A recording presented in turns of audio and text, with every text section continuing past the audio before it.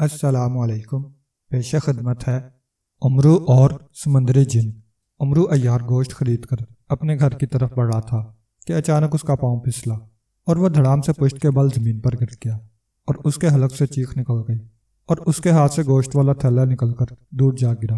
ہائے ہائے، میری کمر ٹوٹ گئی ہے، ہائے، امرو نے چیختے ہوئے کہا۔ امرو چونکہ اپنی دھن میں جا رہا تھا اس لیے وہ زمین پر گرے کیلے کے چھلکے کو نہ دیکھ سکا تھا اور اس کا پاؤں اچانک کیلے کے چھلکے پر پڑ گیا تھا، جس کی وجہ سے اس کا پاؤں پھسل گیا تھا۔ وہاں ارد گرد موجود لوگوں نے امرو کو گرتے دیکھا تو وہ تیزی سے امرو کی طرف بڑھے اور اسے زمین سے اٹھانے لگے۔ امرو کی خوش قسمتی تھی کہ اسے کوئی چوٹ نہیں لگی تھی۔ دو راہگیروں نے امرو کو سہارا دے کر کھڑا کر دیا۔ امرو بھائی، آپ کو چوٹ تو نہیں لگی؟ ایک راہگیر نے امرو سے پوچھا۔ وہ امرو کو جانتا تھا، اس کا نام راجا تھا اور وہ امرو کے محلے میں رہتا تھا۔ ارے راجا بھائی، میری کمر ٹوٹ گئی ہے اور تم پوچھ رہے ہو کہ مجھے چوٹ تو نہیں لگی؟ امرو نے رونی سی صورت بنا کر کہا۔ امرو بھائی، کیا آپ کی طبیعت خراب ہے جو آپ چلتے چلتے اچانک گر گئے تھے؟ راجا نے پوچھا۔ راجا بھائی، میری طبیعت تو ٹھیک ہے، میں اس کیلے کے چھلکے کی وجہ سے گرا ہوں۔ اگر کیلے کا چھلکا راستے میں نہ پڑا ہوتا تو میں کبھی بھی نہ گرتا۔ لوگوں کو شرم نہیں آتی، وہ کیلے کھا کر ان کے چھلکے راستوں میں پھینک دیتے ہیں تاکہ لوگ ان پر سے پھسل کر گر جائیں۔ اگر وہ کیلے کھا کر ان کے چھلکے سائڈ پر بنے کوڑے دان میں پھینک دیں تو کم از کم کوئی راہگیر تو نہ گرے۔ امرو نے منہ بنا کر اس کیلے کے چھلکے کی طرف اشارہ کرتے ہوئے کہا جس پر سے وہ پھسل کر گرا تھا۔ ہاں امرو بھائی، آپ ٹھیک کہتے ہیں، لیکن لوگوں کو کون سمجھائے؟ راجا نے امرو کی بات سے اتفاق کرتے ہوئے کہا۔ لوگ سب سمجھتے ہیں لیکن ان کے اندر احساس نہیں ہے، امرو نے منہ بنا کر کہا۔ پھر اس نے گوشت والا تھیلا اٹھایا اور پھر زمین پر سے کیلے کا چھلکا اٹھا کر اسے سڑک کے دائیں طرف بنے کوڑے دان میں ڈال کر وہ گھر کی طرف بڑھ گیا۔ اسے ان لوگوں پر بے حد غصہ آ رہا تھا جو کیلے کھا کر ان کے چھلکے سڑکوں پر پھینک دیتے تھے۔ گھر پہنچ کر امرو گوشت والا تھیلا چاند تارا بیگم کے حوالے کرنے کے بعد غسل خانے میں گھس گیا۔ تھوڑی دیر کے بعد نہا دھو کر اور نئے کپڑے پہن کر امرو اپنے کمرے میں آ کر کرسی پر بیٹھا ہی تھا کہ اسی وقت بیرونی دروازے پر دستک سنائی دی تو امرو عیار کمرے سے نکل کر بیرونی دروازے کی طرف بڑھ گیا۔ اس نے دروازہ کھولا تو باہر سردار امیر حمزہ کا خادم موجود تھا۔ اس نے امرو کو سلام کیا۔ کیا بات ہے؟ امرو نے اس کے سلام کا جواب دیتے ہوئے پوچھا۔ آقا، سردار امیر حمزہ آپ کو یاد فرما رہے ہیں، خادم نے مؤدبانہ انداز میں جواب دیا۔ اچھا ٹھیک ہے، تم چلو، میں تھوڑی دیر میں آ رہا ہوں، امرو نے کہا تو خادم نے اس بات میں سر ہلایا اور پھر وہ مڑ کر دربار حمزہ کی طرف بڑھ گیا۔ تھوڑی دیر کے بعد امرو سردار امیر حمزہ کے شاہی کمرے میں داخل ہوا تو وہ بے اختیار چونک پڑا کیونکہ سردار امیر حمزہ کے پاس ملک راتان کے بادشاہ سلامت بیٹھے تھے۔ امرو ملک راتان کے بادشاہ کو بخوبی جانتا تھا کیونکہ وہ کئی بار ملک راتان جا چکا تھا۔ امرو نے شاہی کمرے میں داخل ہو کر انہیں مؤدبانہ انداز میں سلام کیا اور پھر اپنی مخصوص کرسی پر بیٹھ گیا۔ امرو نے سردار امیر حمزہ کی طرف دیکھا تو وہ انتہائی سنجیدہ دکھائی دے رہے تھے جبکہ ملک راتان کے بادشاہ سلامت غور سے امرو کی طرف دیکھ رہے تھے۔ امرو، کیا انہیں جانتے ہو؟ سردار امیر حمزہ نے سنجیدہ لہجے میں امرو سے کہا۔ جی ہاں سردار، یہ ملک راتان کے بادشاہ سلامت ہیں، امرو نے چونکتے ہوئے جواب دیا۔ اسے سردار امیر حمزہ کے سوال پر حیرت ہوئی تھی۔ ان کا کہنا ہے کہ تم نے ان کی بیٹی شہزادی آمنہ کو اغوا کر لیا ہے، سردار امیر حمزہ نے غور سے امرو کی طرف دیکھتے ہوئے کہا تو امرو یوں اچھل پڑا جیسے اس کے پاؤں پر چونٹی نے کاٹ لیا ہو۔ وہ آنکھیں پھاڑ پھاڑ کر کبھی سردار امیر حمزہ کو دیکھ رہا تھا اور کبھی ملک راتان کے بادشاہ سلامت کو۔ یہ آپ کیا کہہ رہے ہیں جناب؟ میں نے تو شہزادی آمنہ کو اغوا نہیں کیا ہے، میں تو کافی دنوں سے کہیں گیا بھی نہیں ہوں، امرو نے حیرت بھرے لہجے میں کہا۔ سردار امیر حمزہ، امرو جھوٹ بول رہا ہے، یہ 2 دن قبل میرے محل میں آیا تھا، اس نے کہا تھا کہ یہ ایک دوست کی دعوت پر ملک راتان آیا تھا، اس لیے مجھے سلام کر دیں میرے محل آ گیا۔ میرے اصرار پر امرو محل میں رک گیا تھا، مگر جب صبح خادم اسے جگانے مہمان خانے میں گیا تو یہ مہمان خانے سے غائب تھا۔ مجھے حیرت ہوئی تھی کہ امرو بتائے بغیر کہاں چلا گیا تھا۔ بہرحال اسی صبح ایک کنیز ناشتہ دینے شہزادی آمنہ کے کمرے میں گئی تو شہزادی آمنہ اپنے کمرے میں موجود نہیں تھی۔ میں پہلے تو یہی سمجھا کہ شہزادی آمنہ اپنی سہیلیوں کے ساتھ صبح کی سیر کرنے جنگل میں گئی ہوگی، کیونکہ شہزادی آمنہ اکثر اپنی سہیلیوں کے ساتھ صبح کی سیر کے لیے جنگل میں جایا کرتی تھی۔ مگر کنیز نے بتایا کہ شہزادی آمنہ کی سہیلیاں تو محل میں موجود تھیں، جس پر میں پریشان ہو گیا کہ شہزادی آمنہ کہاں چلی گئی ہے۔ مجھے شک پڑ گیا کہ شہزادی آمنہ کو کہیں امرو نے اغوا نہ کر لیا ہو۔ چنانچہ میں نے فوراً شاہی نجومی کو بلا کر اسے حساب لگوایا تو اس نے بتایا کہ شہزادی آمنہ کو عمرو اغوا کر کے بصرہ لے گیا ہے۔ میرا خیال ہے کہ عمرو نے شہزادی آمنہ کو اس لیے اغوا کیا ہے تاکہ وہ مجھ سے ہیرے جواہرات حاصل کر سکے۔ میں اسے منہ مانگا انعام دینے کو تیار ہوں، بس عمرو میری بیٹی شہزادی آمنہ کو میرے حوالے کر دے، شاہ راتان نے تفصیل بتاتے ہوئے کہا۔ عمرو حیرت بھری نگاہوں سے شاہ راتان کی طرف دیکھتے ہوئے ان کی باتیں سن رہا تھا۔ اس کے دماغ میں آندیاں چل رہی تھی۔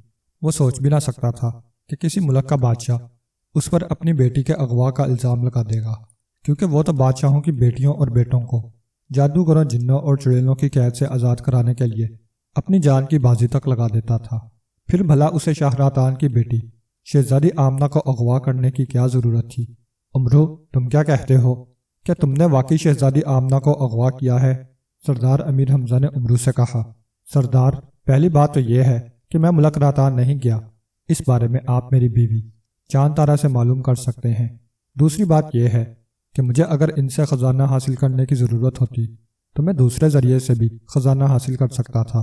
مجھے شہزادی آمنہ کو اغوا کرنے کی کیا ضرورت تھی؟ ان کا شاہی نجومی جھوٹ بول رہا ہوگا۔ مجھے تو شاہی نجومی پر شک ہو رہا ہے، اس نے شہزادی آمنہ کو خود اغوا کر کے اس کا الزام مجھ پر لگا دیا ہوگا۔ عمرو نے وضاحت کرتے ہوئے کہا۔ عمرو ٹھیک کہہ رہا ہے شاہ راتان، مجھے عمرو پر پورا اعتماد ہے، یہ ایسا نہیں کر سکتا۔ ہو سکتا ہے عمرو کے بھیس میں آپ کے کسی دشمن نے شہزادی آمنہ کو اغوا کر لیا ہو۔ سردار امیر حمزہ نے شاہ راتان کی طرف دیکھتے ہوئے کہا۔ ایسا کیسے ہو سکتا ہے سردار؟ ہمارے شاہی نجومی کا حساب کبھی غلط نہیں ہوا، تو اب کیسے ہو سکتا ہے؟ سردار، عمرو خود کو بچانے کے لیے ہمارے شاہی نجومی پر الزام لگا رہا ہے، شاہ راتان نے غصیلے لہجے میں کہا۔ بادشاہ سلامت، آپ غصے نہ ہوں، آپ کا شاہی نجومی بھی انسان ہے اور انسان تو خطا کا پتلا ہے۔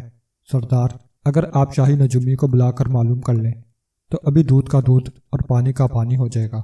عمرو نے تحمل سے پہلے شاہ راتان اور پھر سردار امیر حمزہ سے کہا تو سردار امیر حمزہ نے سر ہلاتے ہوئے تالی بجائی۔ تو چند لمحوں کے بعد ایک دربان اندر داخل ہوا۔ کیا حکم ہے میرے آقا؟ دربان نے سلام کرنے کے بعد مؤدبانہ لہجے میں پوچھا۔ شاہی نجومی کو حاضر کیا جائے، سردار امیر حمزہ نے سلام کا جواب دیتے ہوئے کہا تو دربان اس بات میں سر ہلاتے ہوئے کمرے سے نکل گیا۔ تھوڑی دیر کے بعد شاہی نجومی کمرے میں داخل ہوا۔ وہ بوڑھا آدمی تھا اور اس کے سر کے بال برف کی طرح سفید ہو چکے تھے۔ بوڑھا ہونے کے باوجود وہ کافی صحت مند دکھائی دے رہا تھا۔ اس نے چمڑے کا ایک تھیلا اٹھایا ہوا تھا۔ اس نے شاہی انداز میں سب کو سلام کیا اور ایک خالی کرسی پر بیٹھ گیا۔ کیا حکم ہے سردار؟ شاہی نجومی نے مؤدبانہ لہجے میں پوچھا۔ شاہی نجومی، حساب لگا کر بتاؤ کہ شاہ راتان کی بیٹی شہزادی آمنہ کو کس نے اغوا کیا ہے اور وہ اس وقت کہاں ہے؟ سردار امیر حمزہ نے کہا تو شاہی نجومی نے چمڑے کا تھیلا کھول کر اس میں سلیٹ اور سلیٹی نکال لی اور سلیٹی سے سلیٹ پر آڑی ترچھی لکیریں بنانے لگا۔ سردار امیر حمزہ، شاہ راتان اور عمرو غور سے شاہی نجومی کی طرف دیکھ رہے تھے۔ تھوڑی دیر کے بعد اس نے اپنا سر اٹھایا۔ سردار، شہزادی آمنہ کو عمرو کے بھیس میں سمندری جن نے اغوا کر کے اپنے غار کے ایک کمرے میں قید کر دیا ہے، شاہی نجومی نے کہا تو عمرو اور سردار امیر حمزہ کے ساتھ ساتھ شاہ راتان بھی اچھل پڑے۔ سمندری جن کون ہے، کہاں رہتا ہے اور اس نے شہزادی آمنہ کو کیوں اغوا کیا ہے؟ عمرو نے یکے بعد دیگرے کئی سوال کر ڈالے تو شاہی نجومی پھر حساب لگانے لگا۔ عمرو، سمندری جن سمندر کے قریب کالے پہاڑ کی ایک غار میں رہتا ہے۔ وہ بے پناہ جادوئی طاقتوں کا مالک ہے۔ اس کی خواہش ہے کہ اس کی شادی کسی خوبصورت لڑکی سے ہو۔ اس نے جادو کے ذریعے دنیا کی سب سے خوبصورت لڑکی کے بارے میں معلوم کیا تو اسے بتایا گیا کہ ملک تاران کی شہزادی آمنہ دنیا کی سب سے خوبصورت لڑکی ہے۔ چنانچہ سمندری جن عمرو عیار کے بھیس میں شاہ تاران کے محل میں پہنچ گیا۔ شاہ تاران نے اسے اصلی عمرو سمجھا اور اس کی خاطر تواضع کی اور اسے مہمان خانے میں ٹھہرایا۔ سمندری جن نے آدھی رات کو شہزادی آمنہ کو اغوا کیا اور لا کر اسے اپنے غار کے ایک کمرے میں قید کر دیا ہے، جس کے گرد اس نے جادو کا حصار قائم کر دیا ہے۔ جو انسان دیو یا جادوگر اس کے غار میں داخل ہونے کی کوشش کرے گا تو وہ فوراً ہی جل کر بھسم ہو جائے گا۔ شاہی نجومی نے تفصیل بتاتے ہوئے کہا۔ عمرو سمجھ گیا کہ سمندری جن یقیناً اسے جانتا ہوگا، اس لیے اس نے اس کے بھیس میں شہزادی آمنہ کو اغوا کیا تھا۔ شہزادی آمنہ کس حال میں ہے؟ کیا سمندری جن نے اس سے شادی کر لی ہے؟ عمرو نے پوچھا تو شاہی نجومی پھر حساب لگانے لگا۔ شہزادی آمنہ اس وقت ایک کمرے میں بند ہے اور سمندری جن کسی کام سے اپنے محل سے باہر گیا ہے۔ محل کے گرد چونکہ جادوئی حصار ہے، اس لیے شہزادی آمنہ محل سے نہیں نکل سکی۔ شاہی نجومی نے چند لمحوں کے بعد کہا تو عمرو نے اس بات میں سر ہلا دیا۔ ٹھیک ہے، مجھے اور کوئی سوال نہیں کرنا، عمرو نے کہا تو شاہی نجومی سردار امیر حمزہ کی طرف دیکھنے لگا۔ سردار امیر حمزہ نے اسے جانے کا اشارہ کیا تو اس نے اپنا سامان چمڑے کے تھیلے میں ڈالا اور سلام کر کے شاہی کمرے سے باہر چلا گیا۔ جناب، کیا اب آپ کو یقین آ گیا ہے کہ میں نے شہزادی آمنہ کو اغوا نہیں کیا تھا؟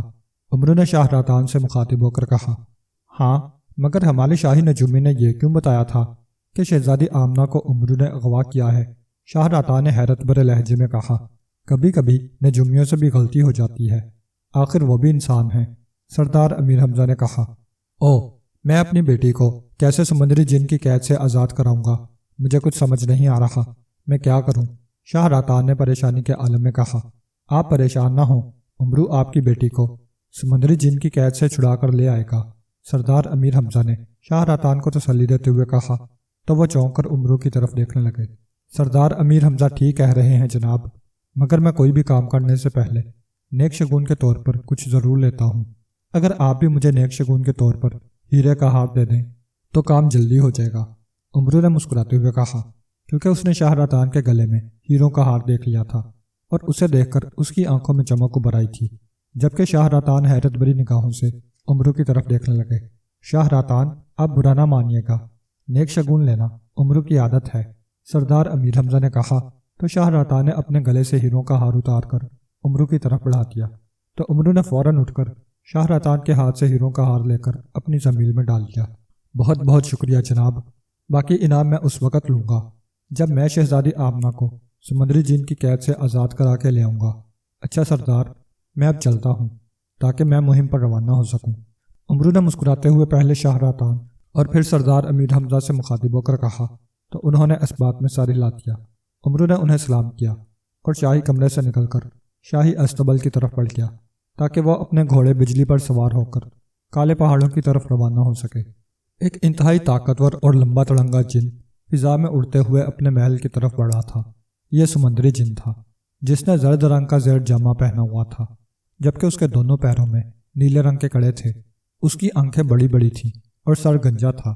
اس کے سر کے درمیان میں بالوں کی ایک لمبی سی چوٹی تھی اور چہرے پر موجود داڑھی اور مونچھیں بھی بے تحاشا بڑی ہوئی تھیں۔ سمندری جن بے پناہ جادوئی طاقتوں کا مالک تھا۔ وہ سمندر کے قریب کالے پہاڑوں کے ایک غار میں رہتا تھا جس میں اس نے جادو کے ذریعے خوبصورت کمرے بنائے ہوئے تھے۔ وہ اپنے غار محل میں اکیلا رہتا تھا۔ کچھ روز پہلے اس نے عمرو عیار کے بھیس میں ملک راتان کی شہزادی آمنہ کو اغوا کر کے اپنے غار محل کے ایک کمرے میں قید کر دیا تھا۔ اس نے عمرو عیار کا بھیس اس لیے بدلا تھا تاکہ شاہ راتان عمرو کو گرفتار کرا کر اسے ہلاک کر دیں، کیونکہ عمرو نے 4 سال پہلے اس کے بھائی راشو جن کو ہلاک کر دیا تھا اور سمندری جن نے عہد کر لیا تھا کہ وہ عمرو عیار سے اپنے بھائی کی موت کا بدلہ ضرور لے گا۔ اس لیے اس نے عمرو کے بھیس میں شہزادی آمنہ کو اغوا کیا تھا تاکہ اس کے بھائی کا قاتل عمرو مارا جائے اور وہ شہزادی آمنہ سے شادی بھی کر لے۔ سمندری جن نے شہزادی آمنہ سے شادی کی بات کی تھی، مگر شہزادی آمنہ نے اسے شادی کرنے سے نہ صرف انکار کر دیا تھا بلکہ کہا تھا کہ اگر اس نے اسے آزاد نہ کیا تو اس کا باپ شاہ راتان اسے تلاش کر کے اسے ہلاک کر دے گا، جس پر سمندری جن کے حلق سے کہہ نکل گئے تھے، اور اس نے کہا تھا کہ اس کا باپ کبھی بھی اس کے غار محل تک نہیں پہنچ سکتا کیونکہ اس نے اپنے غار محل کے گرد جادوئی حصار قائم کر دیا ہے۔ جو کوئی بھی اس کے غار محل میں آنے کی کوشش کرے گا تو وہ فوراً ہی جل کر بھسم ہو جائے گا۔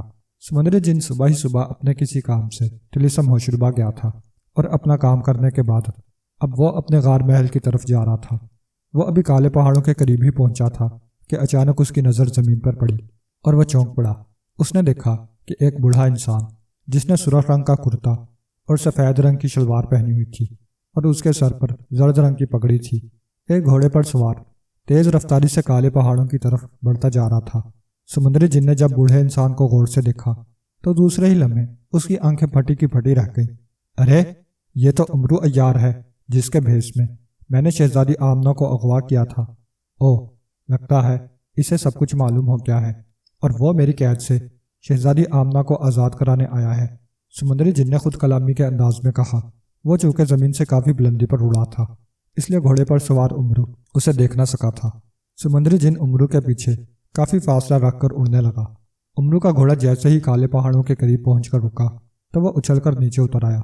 समुद्री जिन भी तेजी से गोता लगाते हुए एक बड़ी सी चट्टान के पीछे जमीन पर उतर आया और छुपकर उमरू की तरफ देखने लगा।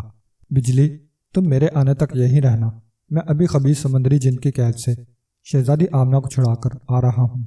उमरू ने घोड़े से कहा तो उसका घोड़ा यूं ही नहनाने लगा जैसे उसने उमरू की बात समझ ली हो, जबकि समुद्री जिन के चेहरे पर गुस्से के तासुरात उभर आए थे। उमरू, तुम्हारी मौत तुम्हें यहाँ तक खींच लाई है, मैं तुम्हें जिंदा नहीं छोड़ूंगा। तुम मेरे भाई राशु जिन के कातिल हो, समुद्री जिन ने गुस्से से बड़बड़ाते हुए कहा और उमरू की तरफ देखने लगा। उमरू ने घोड़े की बाग उसकी पुश्त पर डाल दी और खुद काले पहाड़ों में दाखिल हो गया और इधर उधर देखते हुए आगे बढ़ने लगा। समुद्री जिन भी चट्टानों की ओर लेते हुए उमरू के पीछे पीछे चलने लगा। थोड़ी दूर जाने के बाद उमरू रुक गया और एक गार की तरफ देखने लगा जिसके दहाने पर एक बड़ी चट्टान पड़ी हुई थी। वो गार समुद्री जिन का गार महल था जिसके गिर्द समुद्री जादूगर ने जादू का हिसार कायम किया हुआ था। समुद्री जिन भी चट्टान की ओर में छुपकर उसे देखने लगा। उमरू गार की तरफ खड़ा कुछ सोचने में मसरूफ था। यकीनन उमरू गार में दाखिल होने का सोच रहा है। उमरू, तुम गार के दहाने पर रखी चट्टान को हाथ तो लगाओ, जलकर राख हो जाओगे, क्योंकि मैंने गार के गिर्द जादू का हिसार कायम कर रखा है, समुद्री जिन ने बड़बड़ाते हुए कहा। उमरू चंद लम्हे खड़ा कुछ सोचता रहा, फिर वह दाएं तरफ बढ़ी एक बड़ी चट्टान की तरफ बढ़ गया। अरे, ये उमरू चट्टान की तरफ क्यों जा रहा है? उमरू को चट्टान की तरफ बढ़ते देखकर समुद्री जिन ने हैरत भरे लहजे में कहा। उमरू चट्टान के पीछे चला गया था। जब काफी देर होने के बाद भी उमरू चट्टान की ओर से ना निकला तो समुद्री जिन सोचने पर मजबूर हो गया कि उमरू चट्टान की ओर से बाहर क्यों नहीं निकल रहा। कुछ सोचकर समुद्री जिन चट्टान की ओर से निकलकर उस चट्टान की तरफ बढ़ गया जिस चट्टान के पीछे उमरू गया था। वो जब उस चट्टान के पीछे पहुंचा तो दूसरे ही लम्हे उसे हैरत का एक झटका लगा, क्योंकि उमरू चट्टान के पीछे मौजूद नहीं था। ओह, ये उमरू कहाँ चला गया है? समुद्री जिन ने बौखलाए हुए लहजे में कहा।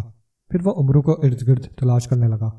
आका, समुद्री जिन आपके पीछे पीछे आ रहा है, आप रुके नहीं, चलते रहें, ताकि समुद्री जिन यही समझे कि आप उसकी तरफ से बेखबर हैं।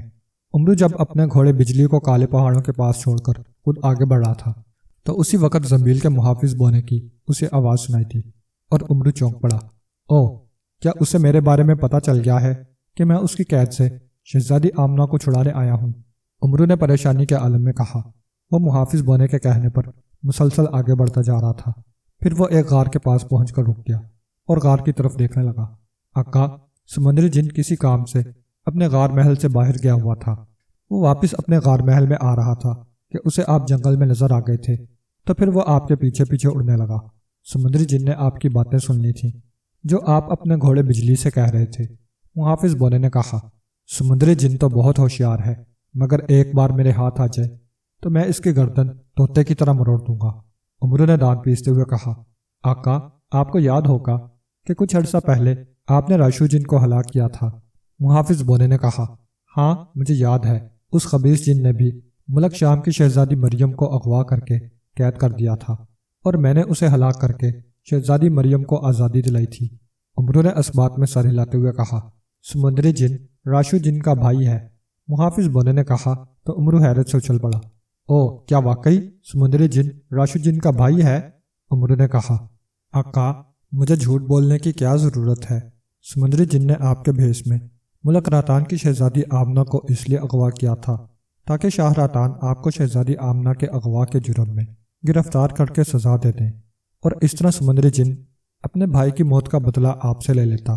मुहाफिज बोने ने कहा तो उमरू को समुद्री जिन पर बेहद गुस्सा आने लगा जिसने उसे हलाक करने के लिए गहरी साजिश की थी। उमरू चलते चलते एक गार के सामने रुक गया। आका, आप जिस गार के सामने खड़े हैं यही समुद्री जिन का गार महल है, मुहाफिज बोने ने कहा तो उमरू चौंक पड़ा। अच्छा, ठीक है, तुम अब खामोश हो जाओ ताकि मैं समुद्री जिन को काबू करने का कोई तरीका सोच लूँ। उमरू ने मुहाफिज बोने से कहा तो मुहाफिज बोना खामोश हो गया। उमरू चंद लम्हे खड़ा कुछ सोचता रहा, फिर वह एक बड़ी चट्टान की तरफ बढ़ गया। चट्टान के पीछे जाते ही उमरू ने बिजली किसी तेजी से जमील से सुलेमानी चादर निकालकर अपने कंधे पर डाल ली। एन उसी वक्त समुद्री जिन में चट्टान के पीछे आ गया। अरे, यह उमरू कहाँ चला गया है? समुद्री जिन ने परेशान कुन लहजे में कहा और उमरू को तलाश करने लगा। उमरू ने जमील से एक मोटा और बड़ा डंडा निकाल लिया और समुद्री जिन की तरफ बढ़ने लगा। سمندری جن کے قریب پہنچتے ہی عمرو نے زور سے ڈنڈے کا وار سمندری جن کے سر پر کیا تو سمندری جن کے حلق سے چیخ نکل گئی اور اس نے اپنے دونوں ہاتھ سر پر رکھ لیے۔ اس کے سر سے خون نکلنے لگ گیا تھا۔ او مجھے ڈنڈا کس نے مارا ہے؟ او کون ہے کون ہے؟ سمندری جن نے کراہتے ہوئے لہجے میں کہا۔ عمرو نے ایک بار پھر اس کے سر پر ڈنڈے سے وار کیا تو ایک بار پھر سمندری جن کے حلق سے کربناک چیخ نکل گئی اور وہ چکرانے لگا۔ عمرو نے جب اس کے سر پر تیسرا ڈنڈا مارا تو سمندری جن دھڑام سے زمین پر گرا اور چند لمحے تڑپنے کے بعد بے ہوش ہو گیا۔ عمرو نے ڈنڈا واپس زمین میں ڈالا اور سمندری جن کے غار محل کی طرف بڑھنے لگا۔ غار کے دہانے کے قریب پہنچ کر عمرو رک گیا اور دہانے کا جائزہ لینے لگا۔ غار کا دہانہ بہت بڑا تھا اور دہانے پر ایک بڑا پتھر پڑا ہوا تھا، مگر اتنی جگہ ضرور تھی کہ عمرو غار کے اندر داخل ہو سکتا تھا۔ عمرو چند لمحے کھڑا کچھ سوچتا رہا، پھر اس نے زنبیل سے ایک طلسمی موتی نکال کر اپنے منہ میں رکھ لیا۔ اس طلسمی موتی کی یہ خاصیت تھی کہ اسے منہ میں رکھنے سے عمرو پر کسی قسم کا جادو اثر نہیں کر سکتا تھا۔ عمرو اپنا جسم سکیڑتے ہوئے غار میں داخل ہو گیا۔ غار کے اندر گھپ اندھیرا تھا۔ عمرو نے زنبیل سے ایک لال نکال لیا۔ لال کی روشنی اتنی تیز تھی کہ عمرو کو غار کی دیواریں اور زمین واضح دکھائی دے رہی تھیں۔ عمرو لال کی روشنی میں آگے بڑھنے لگا۔ غار بہت طویل اور کھلا تھا، اس لیے عمرو مسلسل آگے بڑھتا رہا۔ غار کے آخر میں ایک اور دہانہ تھا جس کے پیچھے عمرو کو روشنی دکھائی دے رہی تھی۔ عمرو نے لال واپس زمین میں ڈال دیا اور دہانہ عبور کرتے ہوئے اندر داخل ہو گیا۔ غار محل بہت خوبصورت اور وسیع و عریض تھا، جس میں بہت سارے کمرے بنے ہوئے تھے۔ عمرو ایک کمرے کی طرف بڑھا جس کا دروازہ بند تھا۔ عمرو نے جیسے ہی دروازہ کھولا تو اچانک اس کے سر پر کوئی چیز لگی۔ وہ دھڑام سے پشت کے بل زمین پر گر گیا اور اس کے حلق سے چیخ نکل گئی۔ عمرو نے چونکہ سر پر پگڑی پہنی ہوئی تھی اس لیے اسے سر پر چوٹ نہیں لگی تھی۔ عمرو نے دیکھا کہ کمرے کے دروازے پر ایک خوبصورت لڑکی کھڑی تھی جس کے ہاتھ میں پتھر کا ایک گلدان تھا۔ اس لڑکی نے نیلے رنگ کے کپڑے پہنے ہوئے تھے۔ اس کے سر پر سونے کا ٹکا اور گلے میں سونے کا ہار تھا۔ اسے دیکھ کر عمرو سمجھ گیا کہ یہی شہزادی آمنہ ہے۔ شہزادی آمنہ نے جب عمرو کو دیکھا تو اس کے چہرے پر غصے کے تاثرات ابھر آئے۔ خبیث سمندری جن، اب پھر تم عمرو کا بھیس بدل کر آ گئے ہو، آج میں تمہیں زندہ نہیں چھوڑوں گی، شہزادی آمنہ نے غصیلے لہجے میں کہا، اور پھر وہ گلدان فضا میں بلند کیے عمرو کی طرف بڑھی۔ شہزادی رک جاؤ، میں سمندری جن نہیں، اصلی عمرو ہوں، عمرو نے تیزی سے کہا تو شہزادی آمنہ جو عمرو کے قریب پہنچ گئی تھی یکدم ٹھٹک کر رک گئی اور پھٹی پھٹی نگاہوں سے عمرو کی طرف دیکھنے لگی۔ نہیں، تم جھوٹ بول رہے ہو، تم عمرو نہیں سمندری جن ہو، شہزادی آمنہ نے نفی میں سر ہلاتے ہوئے کہا۔ عمرو تیزی سے اٹھ کر کھڑا ہو گیا۔ شہزادی آمنہ، میں سچ کہہ رہا ہوں، میں اصلی عمرو ہوں اور تمہیں سمندری جن کی قید سے آزاد کرانے آیا ہوں، عمرو نے کہا۔ او مگر تم غار محل میں کیسے داخل ہوئے ہو؟ سمندری جن نے تو غار محل کے گرد جادو کا حصار قائم کیا ہوا ہے، شہزادی آمنہ نے حیرت بھرے لہجے میں کہا۔ ہاں، اس نے غار محل کے گرد جادو کا حصار قائم کیا ہوا ہے، مگر میرے پاس اس کے تمام جادو کا توڑ ہے۔ آؤ اب ہم یہاں سے نکل چلیں، عمرو نے شہزادی آمنہ سے کہا۔ اس سے پہلے کہ عمرو شہزادی آمنہ کو لے کر غار محل سے باہر نکلتا، اسی لمحے انہیں سمندری جن کی دھاڑ سنائی تھی تو عمرو اور شہزادی آمنہ یکدم ٹھٹک گئے۔ عمرو تیزی سے ادھر ادھر دیکھنے لگا۔ دوسرے ہی لمحے اس نے شہزادی آمنہ کا ہاتھ پکڑا اور دوڑتے ہوئے ایک کمرے میں داخل ہو گیا۔ سمندری جن کو جب ہوش آیا تو درد کی ایک لہر اس کے سر میں سرایت کر گئی۔ وہ ایک چٹان کی اوٹ میں پڑا ہوا تھا، اس کا سر پھٹ گیا تھا اور سر سے خون نکل کر اس کی پیشانی پر جمع ہوا تھا۔ وہ اٹھ کر بیٹھ گیا اور ادھر ادھر دیکھنے لگا۔ او عمرو کہاں چلا گیا ہے؟ سمندری جن نے بوکھلائے ہوئے لہجے میں کہا۔ پھر اس نے منتر پڑھ کر زمین پر پھونک ماری تو اسی وقت زمین پھٹی اور ایک پتلا باہر نکل آیا۔ کیا حکم ہے میرے آقا؟ پتلے نے مؤدبانہ لہجے میں پوچھا۔ عمرو کہاں ہے؟ سمندری جن نے تیز لہجے میں پوچھا۔ آقا عمرو آپ کے غار محل میں موجود ہے، پتلے نے بتایا تو سمندری جن یوں اچھل پڑا جیسے اس کے پاؤں میں سپرنگ لگ گئے ہوں۔ وہ پھٹی پھٹی آنکھوں سے پتلے کو دیکھنے لگا۔ او عمرو کیسے میرے غار محل میں داخل ہوا ہے؟ میں نے تو اپنے غار محل کے گرد جادو کا حصار قائم کیا ہوا ہے، سمندری جن نے حیرت بھرے لہجے میں کہا۔ آقا عمرو کے پاس بے شمار کراماتی اور طلسمی چیزیں ہیں جن کی بدولت اس پر جادو بھی اثر نہیں کرتے، پتلے نے کہا۔ اچھا یہ بتاؤ عمرو غائب کیسے ہو گیا تھا؟ سمندری جن نے پوچھا۔ آقا عمرو کے پاس ایک سلیمانی چادر ہے جسے اوڑھنے سے وہ انسانوں، جنوں اور دیووں کی نگاہوں سے غائب ہو جاتا ہے، پتلے نے بتایا۔ ٹھیک ہے تم جاؤ، میں ابھی غار محل میں جا کر امرو کا قیمہ بناتا ہوں۔ سمندری جن نے گڑراتے ہوئے کہا تو پتلا واپس زمین میں سما گیا اور زمین برابر ہو گئی۔ پتلے کے جاتے ہی سمندری جن نے منتر پڑھ کر اپنے دائیں ہاتھ پر پھونک ماری تو اس کے ہاتھ میں ایک نیلے رنگ کی جلتی ہوئی مشال آ گئی اور وہ دوڑتے ہوئے اپنے غار محل کی طرف بڑھنے لگا۔ سمندری جن کے وہم و گمان میں بھی نہ تھا کہ امرو اس کے غار محل میں داخل ہو جائے گا اور غار محل کے گرد موجود اس کا جادو کا حصار اس پر اثر بھی نہیں کرے گا۔ امرو کہاں ہو تم؟ میں تمہیں زندہ نہیں چھوڑوں گا۔ غار محل میں داخل ہوتے ہی سمندری جن نے دھاڑتے ہوئے کہا۔ وہ دوڑتے ہوئے راہداری میں آیا۔ اچانک اسے راہداری کے 5ویں کمرے کا دروازہ بند ہوتا ہوا نظر آیا تو وہ سمجھ گیا کہ امرو اس سے ڈر کر اسی کمرے میں گھس گیا ہے۔ چنانچہ سمندری جن اس کمرے کی طرف دوڑا۔ کمرے کے دروازے کے قریب پہنچ کر اس نے اپنی دائیں لات پوری قوت سے دروازے پر ماری تو دروازہ ایک زوردار دھماکے سے ٹوٹ کر اندر جا گرا اور سمندری جن اندر داخل ہو گیا۔ کمرے میں داخل ہوتے ہی سمندری جن نے ادھر ادھر دیکھنا شروع کر دیا۔ کمرہ خالی پڑا ہوا تھا۔ اس کمرے کا فرش نیلے اور زرد رنگ کے ڈبوں سے بنا ہوا تھا۔ ارے یہ امرو کہاں غائب ہو گیا ہے؟ وہ اسی کمرے میں آیا تھا، سمندری جن نے حیرت بھرے لہجے میں کہا۔ پھر وہ واپس پلٹا اور کمرے سے نکل کر شہزادی آمنہ کے کمرے کی طرف بڑھا۔ شہزادی آمنہ کے کمرے کا دروازہ کھلا ہوا تھا۔ سمندری جن کمرے میں داخل ہوا تو اسے حیرت کا ایک جھٹکا لگا کیونکہ کمرے میں شہزادی آمنہ بھی موجود نہ تھی۔ او، شہزادی آمنہ بھی کمرے سے غائب ہے۔ شہزادی آمنہ کہاں غائب ہو گئی ہے؟ سمندری جن نے بوکھلائے ہوئے لہجے میں کہا اور اس کمرے سے نکل کر وہ پاگلوں کی طرح ایک اور کمرے کی طرف بڑھا۔ وہ کمرہ بھی خالی پڑا ہوا تھا۔ اب تو سمندری جن جھنجھلا گیا اور سوچنے لگا کہ وہ امرو اور شہزادی آمنہ کو کہاں تلاش کرے۔ امرو تو واقعی خطرناک ترین انسان ثابت ہوا ہے۔ اسے مارنا بہت ضروری ہے۔ اگر میں نے اسے ہلاک نہ کیا تو یہ مجھے بھی راشو جن کی طرح ہلاک کر دے گا، سمندری جن نے پریشانی کے عالم میں کہا۔ دوسرے ہی لمحے اس کے ذہن میں آیا کہ امرو نے یقیناً سلیمانی چادر اوڑھ رکھی ہوگی جس کی وجہ سے وہ اسے نظر نہیں آ رہا۔ چنانچہ اس نے جلتی ہوئی مشل زمین پر پھینک دی اور منتر پڑھ کر اپنے ہاتھ پر پھونک ماری تو اس کے ہاتھ میں ایک چھوٹا سا آئینہ آ گیا۔ وہ جادو آئینہ تھا جس سے وہ غیبی چیزیں اور انسان دیکھ سکتا تھا۔ اس نے آئینہ اپنی آنکھوں کے سامنے کیا اور ادھر ادھر دیکھنے لگا مگر راہداری خالی پڑی ہوئی تھی۔ سمندری جن نے ایک اور منتر پڑھ کر زمین پر پھونک ماری تو زمین میں سے 2 سیاہ رنگ کے انتہائی خوفناک اژدہے نکل آئے۔ امرو کو تلاش کر کے اسے گھیر لو، جلدی کرو، سمندری جن نے چیختے ہوئے اژدہوں سے کہا تو دونوں اژدہے بجلی کی سی تیزی سے رینگتے ہوئے آگے بڑھنے لگے جبکہ سمندری جن آئینہ آنکھوں کے سامنے کیے ان کے پیچھے چلنے لگا۔ دونوں اژدہے رینگتے ہوئے ایک کمرے میں داخل ہو گئے تو سمندری جن بھی ان کے پیچھے اندر کمرے میں داخل ہو گیا۔ اس نے دیکھا کہ اس کمرے کے کونے میں امرو سہما ہوا کھڑا تھا اور دونوں اژدہے اس کی طرف بڑھ رہے تھے۔ امرو کو دیکھ کر سمندری جن کے چہرے پر غصے کے تاثرات ابھر آئے۔ امرو نے اژدہوں سے بچنے کی بے حد کوشش کی لیکن دونوں اژدہے اس کی ٹانگوں کے گرد لپٹتے چلے گئے اور امرو کے حلق سے خوف کے مارے چیخ نکل گئی۔ امرو کو چیختے دیکھ کر سمندری جن کے حلق سے کہکے نکل گئے۔ امرو نے شہزادی آمنہ کے ساتھ کمرے میں داخل ہوتے ہی اپنی زنبیل کا منہ کھول کر اس کا رخ شہزادی آمنہ کی طرف کر کے جیسے ہی چل میری زنبیل میں کہا تو شہزادی آمنہ اچھل کر اس کی زنبیل میں چلی گئی اور امرو سلیمانی چادر اوڑھ کر کونے میں کھڑا ہو گیا کیونکہ اسی وقت سمندری جن دروازہ توڑ کر اندر آ گیا تھا۔ وہ چند لمحے کمرے میں دیکھنے کے بعد باہر نکل گیا۔ امرو نے دبے قدموں چلتے ہوئے کمرے سے باہر نکل کر جھانکا تو سمندری جن شہزادی آمنہ کے کمرے سے باہر نکل رہا تھا۔ امرو واپس اس کمرے میں آ کر کونے میں کھڑا ہو گیا۔